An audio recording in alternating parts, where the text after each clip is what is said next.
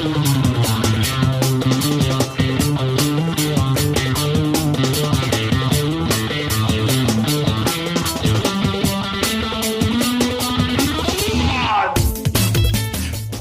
to Fish Nerds Podcast. We're here to talk about fish, fishing, and eating fish. I'm Dave Kellum. And I am Clay Groves. Together we talk about fishy stuff that's happened to us, people we know, and other fish nerds we've seen. Anything is fair game, and it's a good bet one of us is lying. Today we are going to talk about Clay's Andro trip, Dave's Baxter trip, fish in the news, and we're going to end up with updates on our quests. Yay, quests! Yay, quests! Woo! Yay. So, here we are. Here we are. So Clay, your Andro trip. What was up with that? Well, I got word from the people who give word that Longnose Suckers were going to be spawning in the Androscoggin River. Longnose Suckers. Now, so Longnose Suckers, different than white suckers. Mm-hmm. Because they got different than chub suckers. Long noses. Got it. Okay. Long noses. Their mouth is kind of on the bottom. They normally like really fast or really, really deep water. And so the thought is during spawning season, they'll come to shallow, fast water to spawn. And they spawn in large groups. And so the hope is you got a large group of fish, you should be able to spear one out. In New Hampshire, where we are, you could spear them in, I think it's April, May, and June, and that's it. Nice. After that, back to regular old fishing for them. So we've been chasing this fish for 2.5 years now as part of our 1-year quest to catch and eat every kind of freshwater fish in New Hampshire. 1 year, we're working on it. Time is relative. Time is relative. That's true. So we're going to be going after these fish till we get them all, and so you're going to hear a lot about Longnose Suckers over the next couple of weeks as I chase them. Longnose Suckers! Longnose Sucker! And when I finally get one, we're going to kill it and eat it, and I'm never going to talk about them again. We're going to relish it. It is now, we're going to relish the thing. That sounds like a recipe, Dave. I know, sorry. As the water's heating up down our way in southern New Hampshire, the spawn should be nearly over. Central New Hampshire, it's high spawn time. The fish right now in all the rivers are boiling over to make new fish for the suckers. And any day now, they should be turning on up north where I was heading to the Androscoggin River. Very cool. So I got word through one of the fish forum websites that Longnose Suckers, well, the way the story went, some guy posted on some website someplace, so you know it's good. The guy It's got to be true. The guy said, when I was a kid, I used to pick up suckers off the bottom of the water at the 12th Street Bridge in Berlin. And I don't know if I said Berlin right. Some say Berlin, some say Berlin. And I don't know the difference, but it matters if you live in Berlin. It does. So, it does matter. The guy said, I used to pick them up and I would throw them in the road and cars would run them over. There were so many. So I went, well, if they're in that thick and you're able to walk in the river at that spot and pick them up, I'm going there. So I got my car, I got my spear, got my camera, my waders, and I headed north. It's, for me, almost an hour drive. Oh, wow. I get to the 12th Street Bridge, which magically you would expect to say 12th Street on it. It's 12th Street Bridge, right? It's called that, and everyone who lives in Berlin calls it that. But anywhere near it is there a road called 12th Street, and nowhere on the bridge does it say 12th Street. Nice. So I'm practically on the bridge. I stop and ask some kid who's fishing for directions. I said, "Hey, listen. First of all, you see any suckers in the water?" And he says, "I almost caught a trout." Everyone has an accent. And I said, that's not what I asked you. And so I started talking about fish nerds and what we were doing. Oh, yeah. And I said, hey, so have you seen, and I told him I was a writer. He goes, oh, you're a writer. Yeah. And then when you tell people you write, they want to share information with you. So it's great. Yeah, that's true. Gave him our card and all that stuff. And so I said, do you know where the 12th Street Bridge is? I never found 11th Street. And then he goes, see that bridge right there? It says H on it? That's it. Of course. So it's a bridge to the hospital. So I went, great, I'm there, I'm so there. So I drove to the bridge, I put on my waders, I grabbed my spear, and I started hiking down the water. And the Androscoggin River is not a little brook. It's not shallow. It's not wadeable at that spot. There's nothing I could do to get in the water and look for suckers. If I stepped off the bank into the water, I'd have been over my head. So the idea that someone, when they were a kid, were getting suckers there, two things must have happened. First of all, when that guy was a kid, probably all the mills were in operation up there. It's a little mill town. Oh. And they're mostly closed now. So maybe they were drawing off so much water, the river was so low you could walk in the water at that spot. Oh, okay. Mostly I just assume everyone's lying. So, or their memory is skewed or something crazy going on. All right. So I try to find a way in the river because I'm determined. Nothing. So I go up on the bridge, I start looking, and I see to my left, downstream, maybe 20 feet from the bridge, that's exaggerating, maybe a couple hundred feet from the bridge, on your left is a little brook that empties into the Androscoggin River. Ooh, nice. Perfect, right? Yeah, so perfect. That's my spot. A brook I can handle. So I get myself to that brook. I got my sunglasses on so I can see through the water. They're polarized. Nice. Which is a must for looking underwater, unless you're snorkeling. Yeah. And grab my spear and I start hiking up this little brook. And I'm not seeing anything. The water's very tannic, very kind of like brownish colored. Lots of garbage in the river. And I get into someone's backyard. The brook goes right through someone's yard. And a lady walks out on her porch and she says, "Did you lose something?" And I said, "Well, I'm looking for Longnose Suckers." At that point, she's on the phone, getting ready to call. "There's a guy in my backyard with a spear and sunglasses and funny pants. He's talking about suckers. I'm scared. I don't know what he wants." So I say to her, "I'm looking for Longnose Suckers." And she says, "We ain't got him here." I got a little closer, and I got to turn on the charm before she calls the police. And for those who don't know me, I get through life with my charm and good looks. So, take my sunglasses off, I make eye contact with her, and I say, "I'm a fish writer." I like saying that. And then she called the cops. And then she called the cops, and she threw a spear at me. And I said, "I've been hunting a fish in your town, and I've got word they live in your brook here." And so I talked about the fish a little bit, give her a natural history lesson.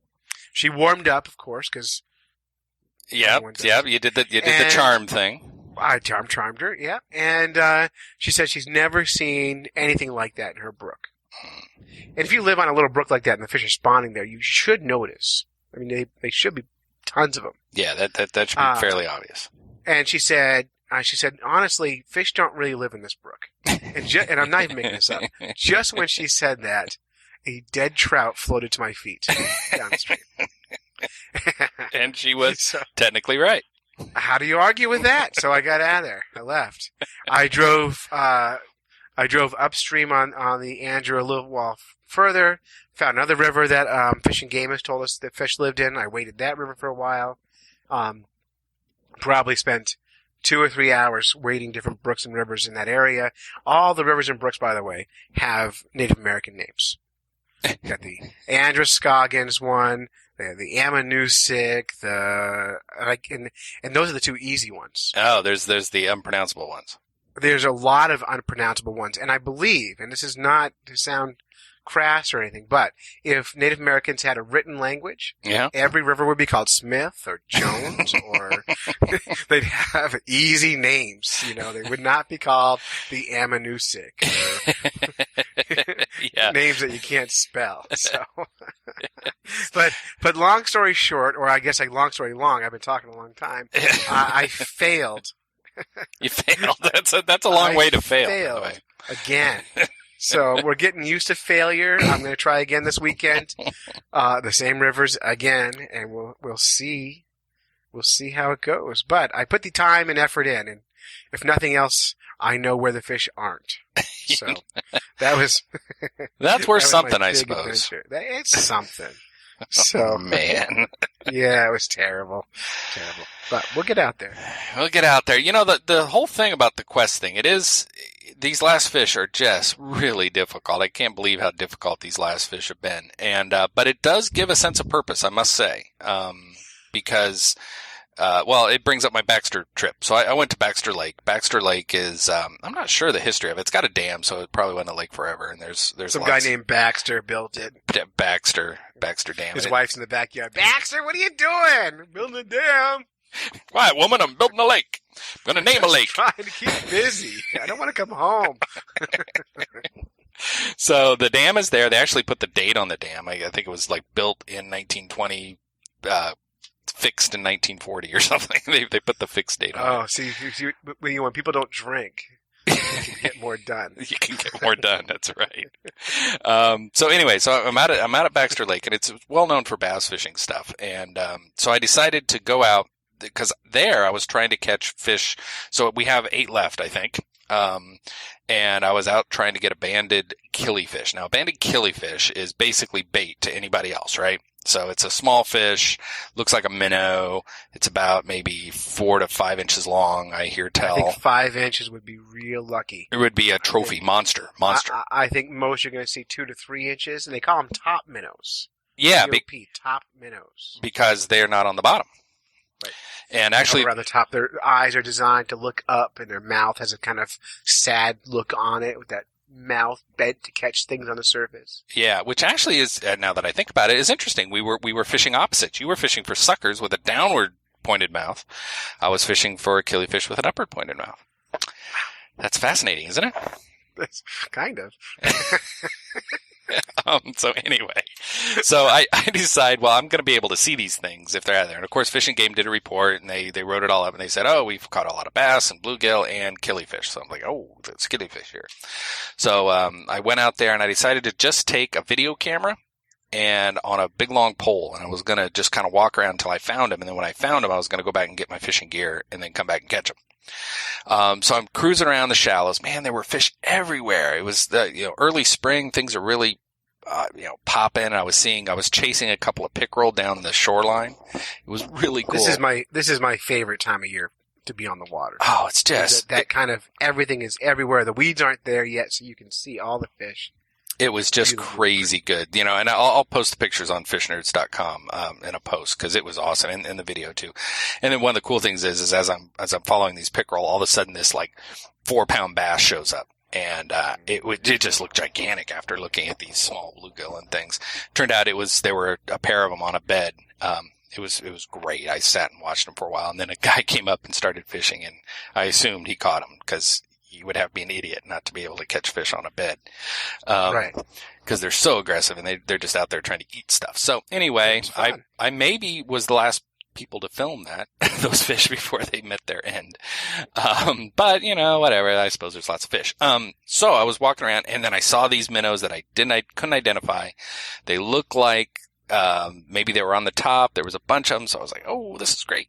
So well, here's the real nerdy thing about this. Like, people who don't know you they don't get that jazz you get especially if you haven't been on a quest like this. Like, when you see a fish you don't know and you're after every kind of fish, it's a big deal.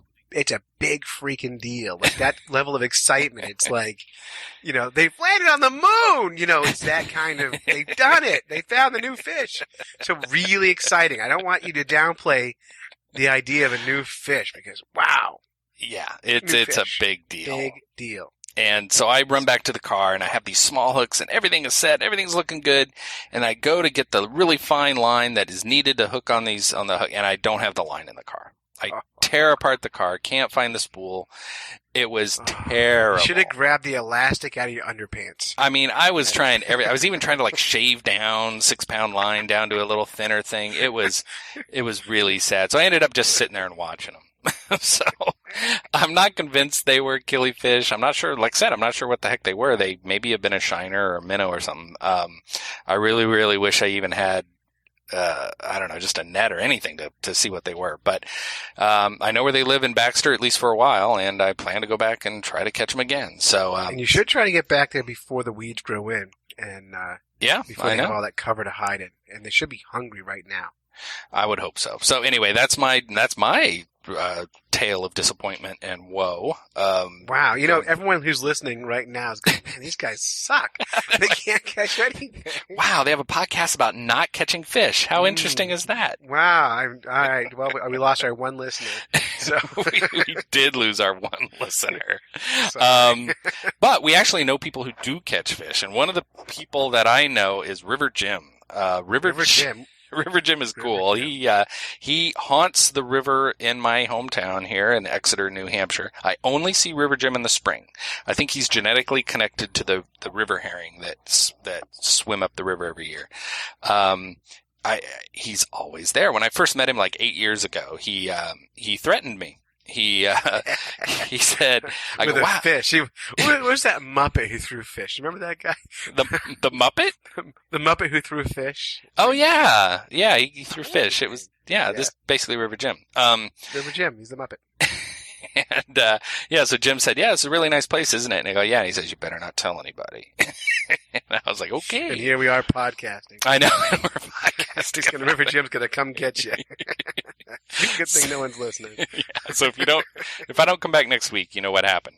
But anyway, I caught up with River Jim down at the river, where they were herring, and I was able to tape an interview, and we're going to go live, or we're going to go taped, I guess, to that interview. So this is... It was live when you did it. That's right. So this is me talking to River Jim on the shores of the actually it was the Squamscott River in Exeter, New Hampshire, and there were a couple of lobstermen there who were netting up the herring for lobster bait. So here is River Jim and me. All right, we're out here with River Jim here on Fish Nerds. How you doing? Great. What sort of things you seen this year? Lots of bird activity so far, indicating that the river herring are starting to show up. There's been a lot of great blue herons, osprey. Saw an osprey circling around, and about 5 minutes later, its mate showed up. Oh, nice. Yeah, that was nice to see last night. I found their nest about a mile from here, a new nest out behind the industrial park on the cell phone tower, going out Epping Road. Oh, yeah. Is where their nest is. Oh, that's very cool. Found their nest, so I've been going out and videoing them in their nest area too. Nice. So that's kind of cool. But the river herring have been starting to come up good the last 2 weeks now. There's been a good run coming up. So yeah, I was out here a couple days ago, and I saw where they were in this pool, especially. But yeah, they're coming. I think, are the stripers behind them yet? I haven't tried yet, but I did see some motion yesterday that looked like a couple schoolies behind them. Yeah. These guys have gotten about 4 totes of herring today, so there's about 400 fish in a tote, so that's 1,600 fish up the river today in one day. Now, according to the fish ladder, though, there's only a couple hundred in this river, right? The ladder statistics are a little bit skewed from what reality is, but that's just because we see all the fish coming down here. They do have impediments between here and the ladder. There's a falls right upriver where we net that they have somewhat of an issue getting past. But I think that's probably an issue with their fish ladder and getting the flow right or something to get the fish going through the ladder. Yeah. Well, I mean, you and I have talked a lot about the spawning that must happen here. And to get this many fish coming back every year, it's got to be happening here. Interesting, in the floods that we had back in the mid-2000s, the Fish and Game Department had thought afterwards that there was going to be a population issue 5 years later when the next spawn, when the fish come back to spawn because of those flood years. Right, should have lost What ended up happening was actually the reverse of that. There was a bumper crop those years, and although they got a low amount of fish going up the ladders, 4 to 5 years later they got a lot of fish coming back. Ah. So that proved to them that either the fish that spawned below the ladders were more successful, or for some reason the ones that did go had a higher return rate, one or the other. Well, the one thing that I've learned on this river is that the people who, being stewards of your own environment, your own river shed or lake or whatever, the best people to take care of it are those of us who appreciate it and use it. We'll be more efficient than the Fish and Game Department ever is because they've got a limited budget, a limited amount of personnel, our heart's in it, protecting our own local areas. So the best way to really do it is be proactive and take care of our own spots. Yeah, and plus you're always down here. Right. Like, I always know that I can find you down here during this time of year. So anyway, hey, thanks a lot, fishnerds.com. Thanks a lot, River Jim. My pleasure, Dave. Good. We'll see if that all works out. Yeah. Nice job on the interview, Dave. I think for me, listening to River Jim, one of the things I really liked about him is he's talking about, first thing he opened with is not talking about the fish at all, but the bird activity. Yeah. Like talking about before he even goes in the water, he looks to the sky. And it says a lot about the connection between fish and everything else. Yeah, that's true. He was talking about the great blue herons. He was talking about, what other birds was seagulls. Yeah, there's lots of gulls around there and cormorants. Cormorants are always kind of cruising around when the herring are in. Yeah, really cool. And as we're fishing especially for our new fish, and we should be looking for birds hitting the water, especially those top minnows, because I imagine they'd be easy to spot. A bird would be going after those like crazy. So yeah, you would think so. Like a belted kingfisher would be a prime one for that. Yeah, I also really liked the measurement of herring being a tote measurement. And the question I would have asked him is that metric or standard. So Dave, you got to work on those interviews skills. Tote. How many totes are you? 3 metric totes. Okay. I'm gonna start putting that on my. I'm gonna start putting that on my license. How heavy are you? I'm 5 totes. 5 totes. Oh gosh, what's that mean? That means 1,600 herring. It's an old English measurement. It's good stuff. So anyway, awesome. Well, anyway, it was great talking to River Jim. Yeah, really cool. And I'm sure we'll catch up with him again, and we'll be able to do another interview. So that's awesome. Brings us right into the fish news. Fish in the news. Fish in the news. Fish in the news. This story. Go ahead. I'll let you tell the story. I'll introduce it. I'll let you tell it. All right, go. But this first story, the reason we got wind of this first story was I was driving my car the other day, and a friend of mine called me up, and she goes, "Clay, are you in jail?" No, I'm not. So she said, "You're the one who got away then." I said, "What are you talking about?" She goes, "I heard on the news on NPR that 2 guys in Exeter were busted for poaching eels, elvers." Yeah. And the first thing I thought of was, what 2 dopey guys would be in a river catching a fish that nobody cares about? Dave and Clay. So she assumed that Dave was the one who got busted and I got away. So now Dave's going to tell the actual story here. So this is from the Exeter Patch, and I'll do it in my newscaster voice. Alleged eel smugglers caught after manhunt. Police attempt to break up a 2,000 per pound international eel smuggling scheme when one man eluded capture. Yeah, that's a pretty good intro. It's a great intro, and just the idea of just running from the cops with a bucket of eels, just visually appealing. I like the idea of an international eel smuggling scheme. I'm looking for the made-for-TV movie on that one. With Jean-Claude Van Damme.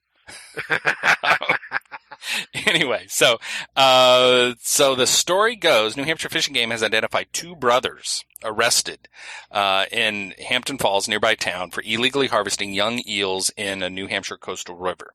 They give the names of the 2 guys. I won't add that to this. They've probably already been. It wasn't us. It wasn't us. That's exactly right. They're under 30. So, oh no, one of them's 35. Anyway, they were charged, and the deal was the one guy was charged for disobeying a conservation officer, resisting arrest, taking American eels less than 6 inches in length, and taking American eels without a harvest permit. The bail was set at $5,000 cash.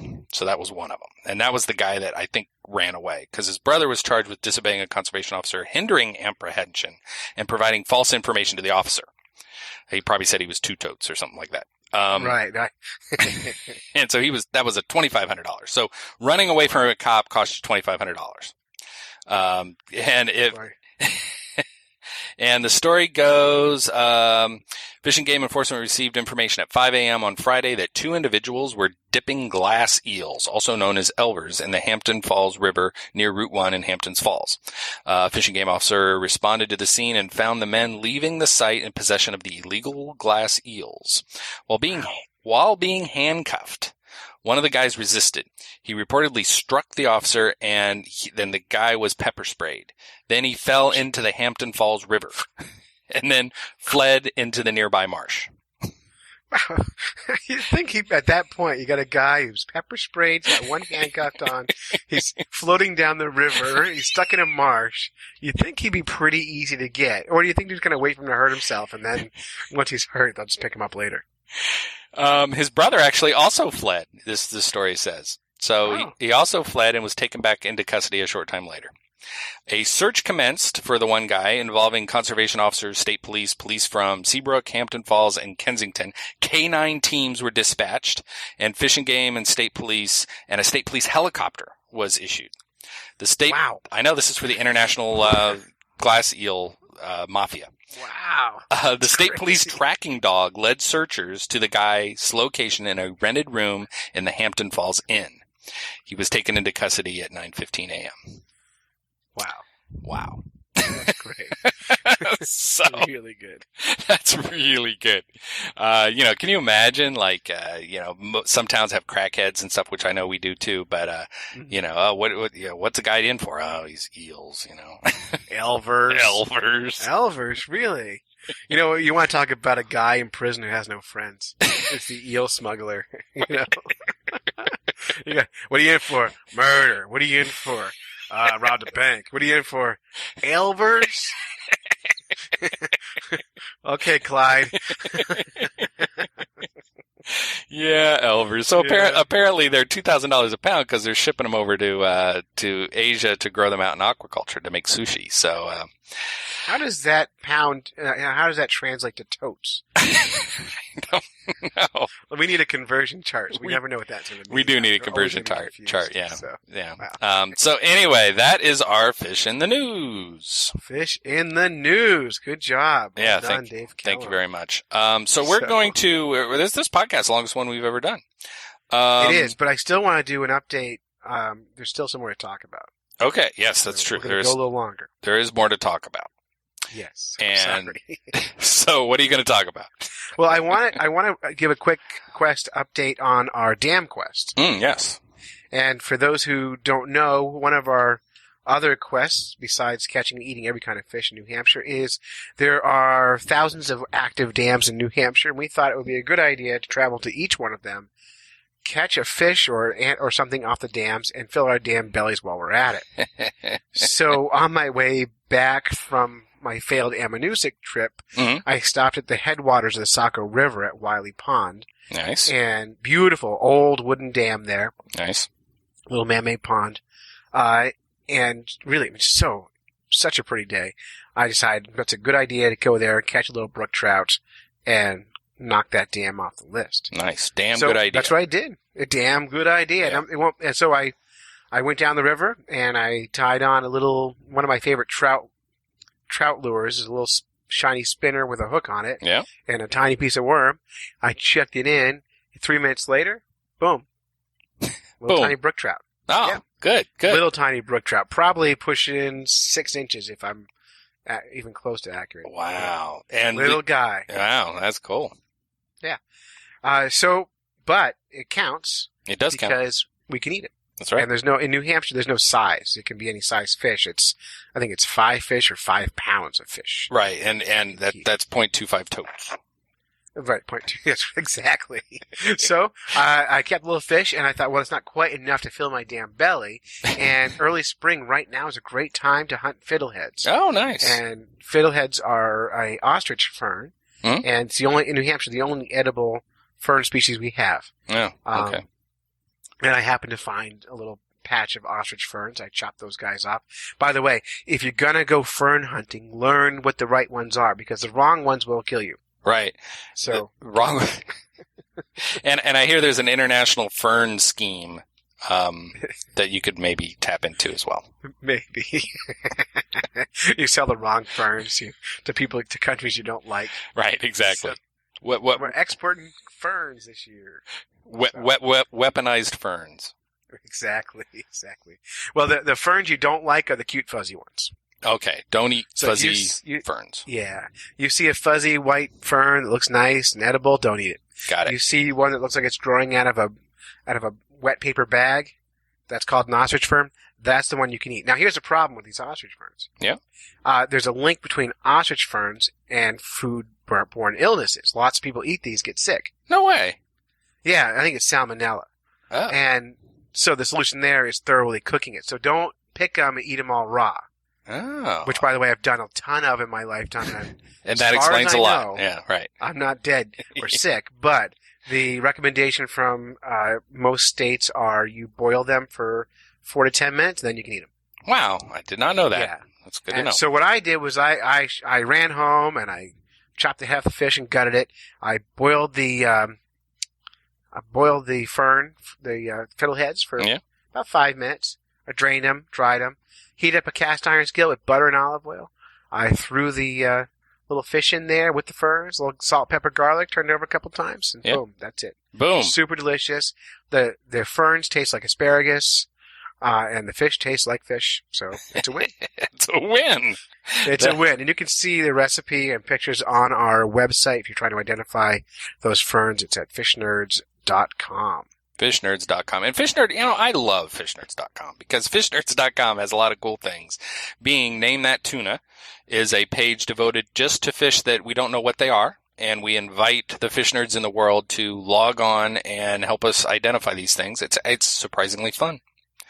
It's super cool. So Name That Tuna section. And then there's also the Fish Nerd Nation section, which is the shout out to all the fish nerds in the world. It's video clips from YouTube. We troll the web so you don't have to. And it's super entertaining because we chop them down to the 30 seconds that are interesting. Most people that post videos on there post a lot of stuff that isn't. And we just take the 30 seconds that is. The good part. Yes. Juicy bits. Exactly. And we did want to do a quick shout out to here's our advertising. See what you think. Are you a fish nerd? Do you know a fish nerd? If you answered yes to either of these questions, you can be a fish nerd correspondent.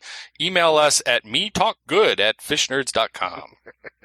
Me talk good. Yes. And don't worry if you spell it wrong, we'll still get it. Yes. So metalkgood@fishnerds.com. Seriously though, if you're out there listening to this and you're like, I could do that, send us an email. We'll do a quick interview. Make sure you're not insane or an eel smuggler. And then, we'll work it out and you can be our correspondent. So that'd be very cool. And that being said, we're not opposed to talking to eel smugglers either. That could be interesting. That is true. So, I guess I shouldn't be biased against eel smugglers. Well, you should be, but we still want to talk to them. So, also, just a quick plug. If you want to see the Fish Nerds live on May 30th, we'll be at Tin Mountain Conservation Center in Albany, New Hampshire. Yay! Tin Mountain. Tin Mountain doing a 1-hour talk of our Catch 'em All quest. And that's at 7 p.m. in Albany, New Hampshire. And also, feel free to email us for bookings. We are happy to come and do your event. Right. We can paint a room. We could, fix through the gutters. We could clean out your gutters.